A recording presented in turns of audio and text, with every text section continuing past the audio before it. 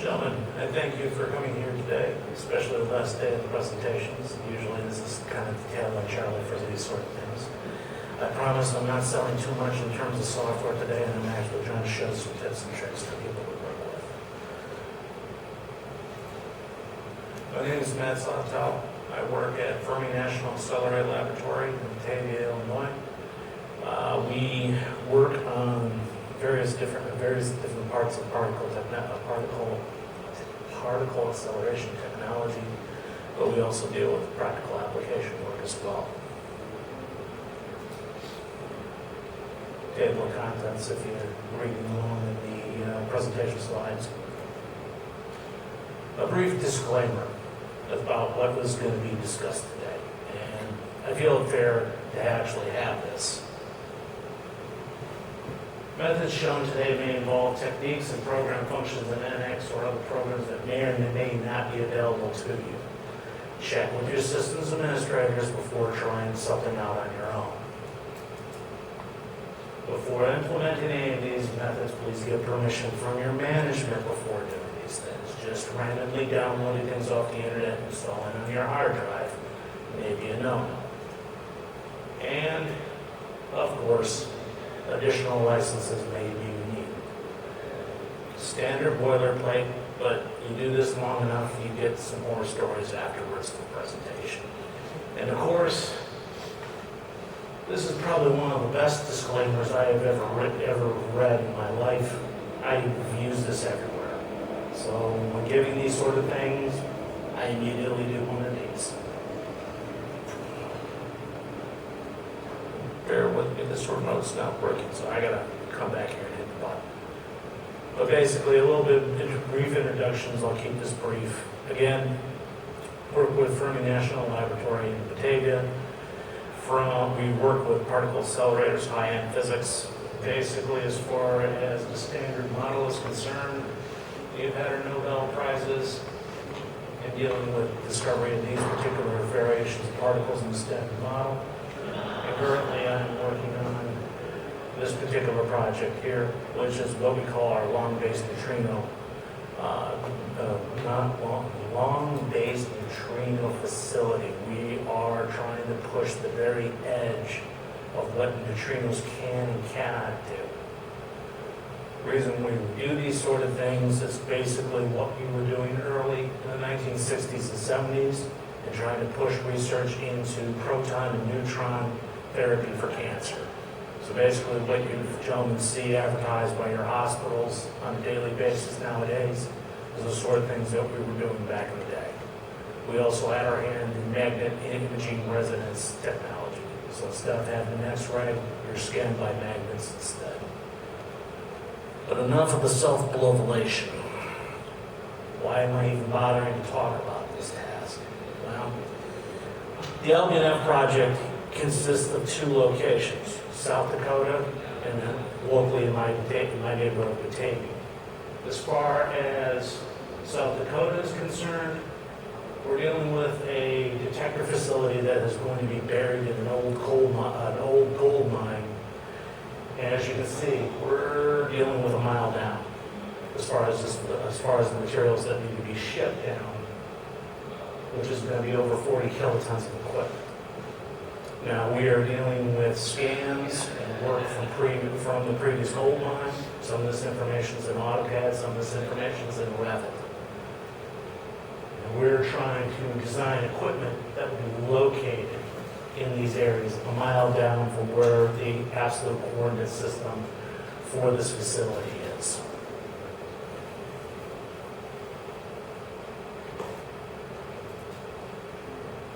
And since we are a laboratory, we work in collaboration with other laboratories internationally and nationally. While we are integrating the technology, we can't necessarily force everybody to agree to what we're working with as a standard or what we're working with as a technology. So of course, we have our large argon tank, which is being developed by CERN. They're working in CATIA. I have the national laboratories around the country that work with SolidWorks. We have an occasional Creo work that is being done. So all this has to be integrated along with the actual actual civil work that was done in Revit. And just as kind of a reference, right down there, that little dot down there represents a 6-foot unit. That's our site, as we call it.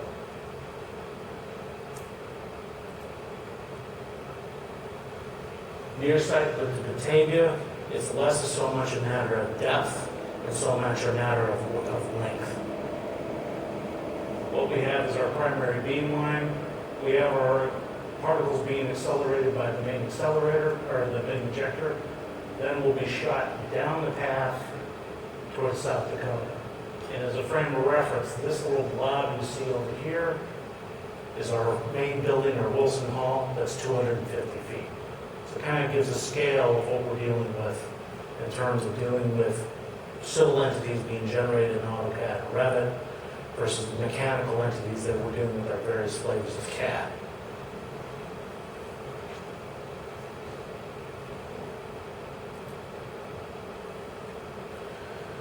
And again, basically trying to take the various entities, integrate them together in NX, and also attempt to generate enough integration drawings that when civil comes to build the place, they have their drawings that they need, and when our mechanical people come in to start building the experiment, they have the right reference drawings to work with. For some of you in the room, this pretty much is something you've already established, but for anyone that's not familiar with this, this is a diagram that has been provided by our friends from GTAC as far as what is defined as the 1 kilometer limit for NX. Here's your absolute coordinate system. So 500 meters in each axis generates your 1,000 by 1,000 by 1,000 meter limit, hence the 1 kilometer limit. Now, in dealing with GTAC over the last few years, some caveats have been put out by them as far as dealing with the virtual assembly process. Technically, you can put a part past the 1 kilometer limit for an assembly. Manageability is, your mileage is going to vary on the manageability of it, but you can do it. But as far as the actual part is concerned, that component has to be within the 1 kilometer limit. Now, for the limit of the kilometer, what you don't have in the macro, you have in the micro. In terms of how deep you can go, as far as millimeters or inches of how small something can be with detail. And that caveat is going to be used to the advantage of what we've been doing. And I hate to say this clicker is not working nicely.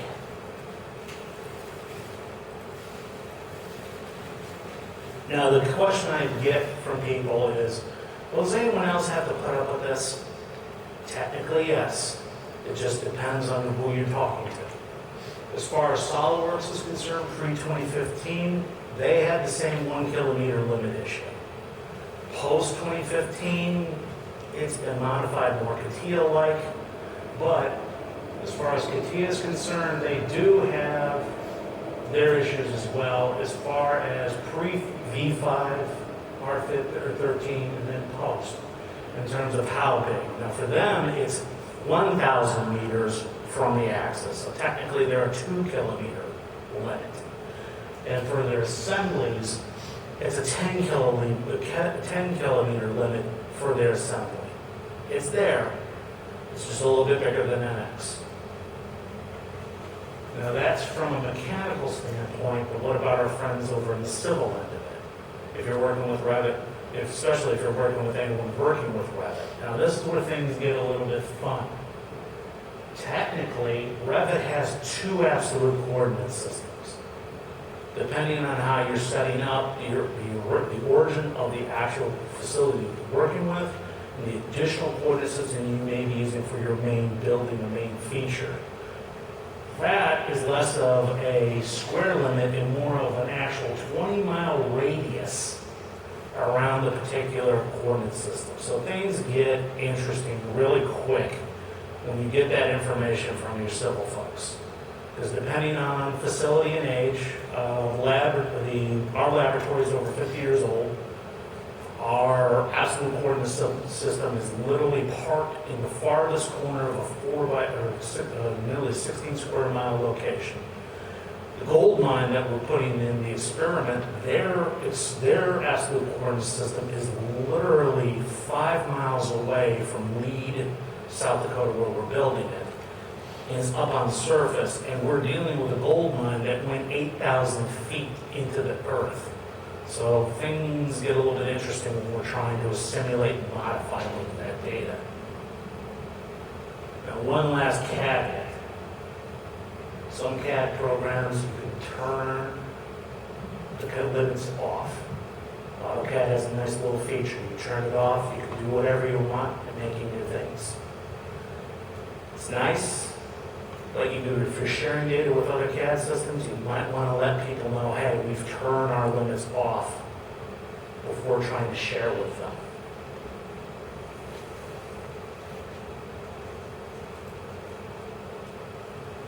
Now, of course, the caveat always comes up. Can't you just work within the 1 kilometer limit?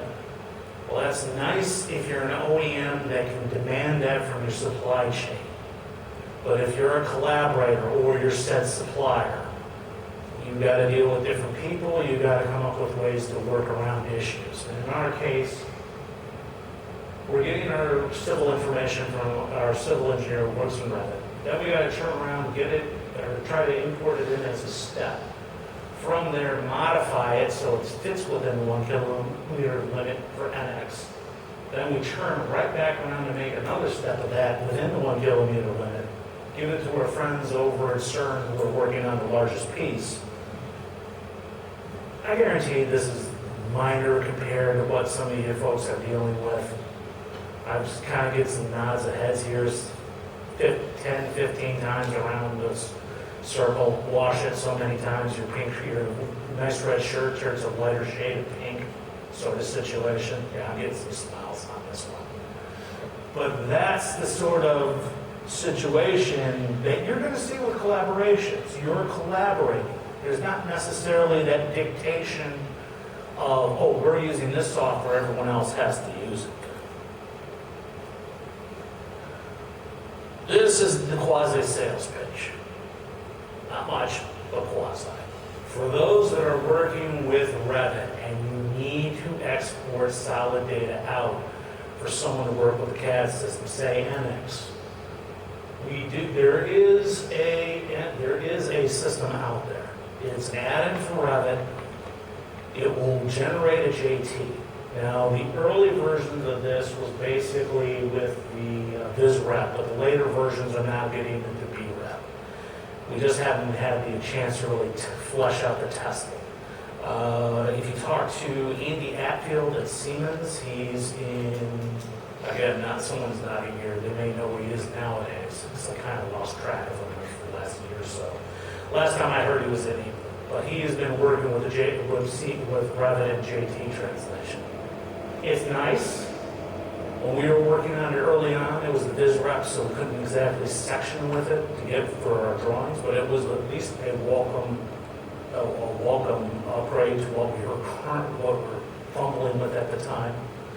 And we do look to try to work with it as we're getting our next round of civil data from our engineers here later this year. Now, not gonna lie, one very big con. Dealing with Autodesk products, you're in that yearly habit trail wheel of updates. So my advice to anyone here, if you're working with a civil engineer or a civil engineering firm, at least try to agree with them at the start of the project, you're working with this version of Revit, please don't go past that version of Revit unless scheduled or unless agreed upon. We kind of ran into that issue early on with one of our previous civil engineers. They went from 2015, 2016, 2017, and we're catching up as much as we can. So if you can, from a project management standpoint, take our advice. Please get that signed off on. Now JTs, again, JTs are nice. JTs you can work with NX relatively well. And we had some nice success a little bit with our friends with working with Katia over at CERN, but the rest of the community was rather adamant. They didn't want a step file. To that end, how many people here are familiar with the Transmagic program? Out of Denver, Colorado. Interesting folks. They make a software program that is strictly for translation only. They don't do anything with analysis. They don't do anything with design. They just build a tool that'll take your NX file, translate it straight over to a CATIA file, and vice versa. Now for this, and all of this is in my slide deck, by the way. So if you guys need to find references, it's there. But basically, it will convert your entity over to a BREF solid. It does support AP 203, 214, and 242 formats. So we can translate it, we can send it out. Now mind you, this is the other big caveat I try to tell people. The methodology that is used in Revit to represent surfaces, represent features, is very lightweight in Revit. But once you actually start getting it into something that can be directly manipulated in a CAD program, that size exponentially goes up. What you see here is a relatively simple amount of curves and surfaces, but it will bloat out to almost a half a gig in size. So another caveat to be aware of. If you're working with factory settings, if you're working with a brownfield or greenfield situation, someone has it for you, ask them politely to kind of trim out trim out as much of the detail as possible. Your safety bollards and things of that nature. That might be 100 of them in a row. That really eats into the translation time. Caveat there. This has worked for us. We still have the slight issue of the kilometer limit. And of course, the positioning of the coordinate systems. And of course, since we're still dealing with an Autodesk product, you're still in that wheel of update every year or so. So we were able to get a JT. We were able to get a step, quote unquote.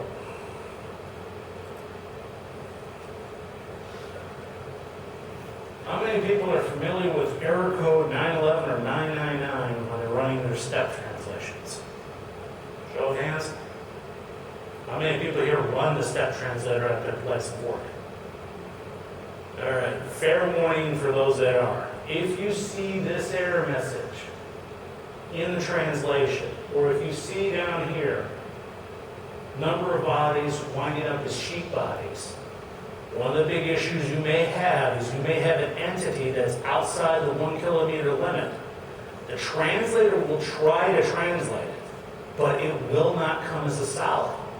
At best, you may get some curves, you may get some sheet bodies. So what you might wind up with that previous entity I showed you, that nice clean model, this is what happened afterwards, first try around. This is us really trying to learn the curve. We wound up with a porcupine of surfaces and curves that were just absolutely useless, even in trying to sew things back together again.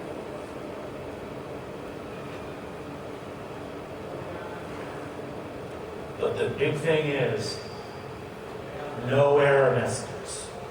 You're only going to get a code message, but you're not going to get a message that specifically says you have an entity outside the 1 kilometer limit.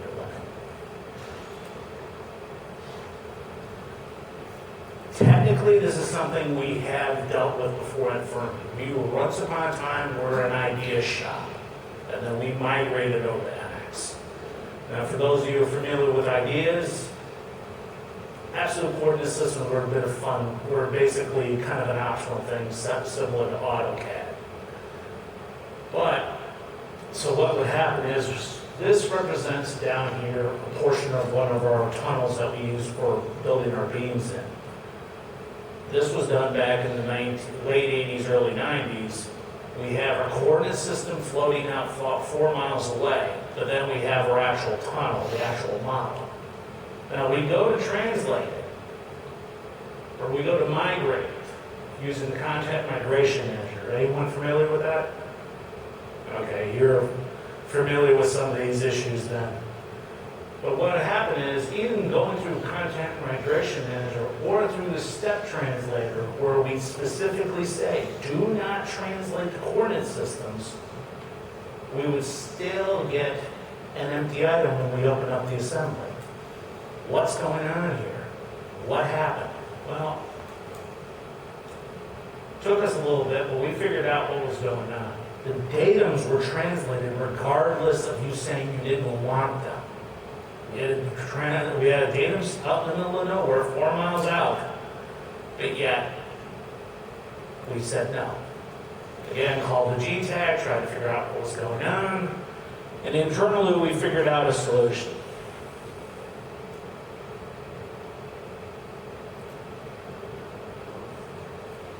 Now bear with me, I'm just going to try to get this video to start. Oh, sorry. Bear with me, folks. We actually have a video here. Unfortunately, it doesn't seem to want to work. Oh, hell. If you want, later email me, I'll send you the video. But basically, we run through the steps of how to turn on. If you have an item that's been translated, you know that there is some actual data there. You go to the layer settings, you see raw data that should be there, solid data. What you want to do is you want to show hide all your data's off, then zoom in or zoom all. You should get all of your solids on the screen. The next thing you want to do is show hide and do your datums on. Show your datums on like so, filter for CDS. Then you're going to do a select all, and you're just going to hide those coordinate systems that are on your screen in that area. Once that is done, you'll do another zoom all. You'll go out to your blank screen yet again. You do a select all for hidden CSs. Find that particular one. You'll move it off to a layer. Turn that layer off. Turn the datums back on. Do a zoom all. You'll get your work back up on the screen. It's a nasty little fix, but it's a fix nonetheless. It gets you up and running when you're in a crunch time to get projects done. But there's still the long-term solution. How to work with that. Now again, there are third-party softwares out there. There are internal Siemens softwares out there. In this case, working with the Transmagic, a smaller subset of what you saw before. We broke it down. Basically only about 18 megabytes of that 419 that we did earlier. As you can see down here, this is the amount of feet we had to move this chunk of data on those coordinate systems. Kind of crazy, but that's how we got it into the 1 kilometer limit. Figured, okay, we solved it, ran the translation, everything's solved.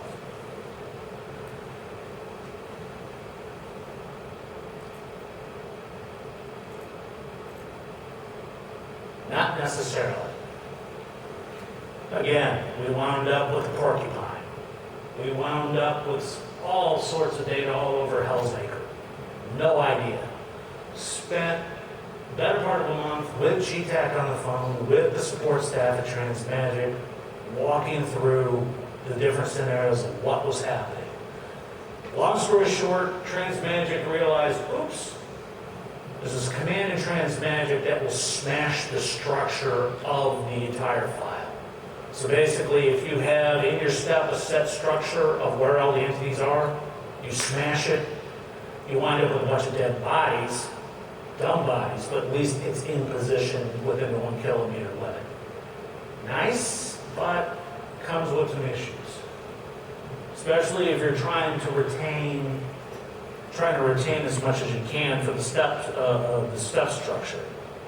So while that was going on with Transmagic, GTAC took a rather novel approach to the situation. How many of you have looked at your step files through a text editor? Show of hands. Okay, you boys understand where I'm about ready to go with this. Basically, GTAC advised literally hacking the inch and making it metric. So take your inch, make it a metric, so you shrink everything down. If it's in inches, you shrink it down to millimeters. You should be able to shrink everything within a 1 kilometer limit to move things around. You're literally hacking a step file. You're either in Notepad, you're in Notepad Plus, you're in VI, you're editing. Now the fun thing is this is not just GTAC. Autodesk also has an article published for the inventor crowd on how to do hacks as well. Because even though they have the on and off ability in Autodesk, Inventor and other programs don't tend to play too well with that. So there is the hack. So in this case, that piece, that 18 megabytes of data, basically there was close to 350,000 lines of code for it. Wound up having to hack about 300 lines of it. So once the hack was done,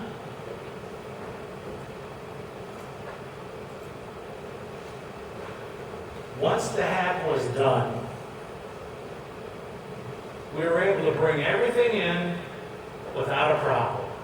We had our structure, we had our detail.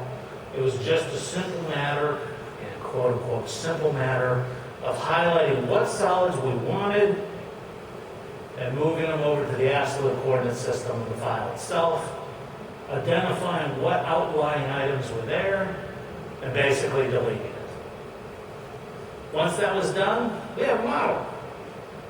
Just one last caveat to do. We still got to get this in back in the inches. Now, how many folks here still work with your command lines when your software?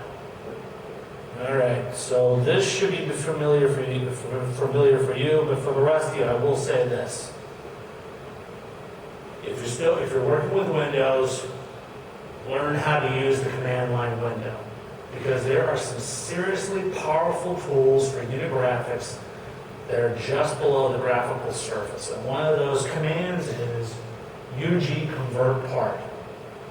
You have an inch part that you need in millimeters. You have a millimeter part that you need in inches. You want to make sure that when you're looking at your assembly and you go to do a display on just one particular item or make work on one particular item, you don't get that dreaded, it's different measuring system. You'll have to display it differently. This will work for you. And once that's done, scale up the part back up by 25.4. Ta-da! You have your model. It's in NX. It's at the absolute coordinate system that you need it, and it has a decent amount of structure to work with to follow on with the rest of your project. Any questions so far? Now, I make mention of this program or this methodology because, let's be blunt, not all of us is running the highest level of computer hardware. Even if you do have the right translators, even if you do have the right systems, you still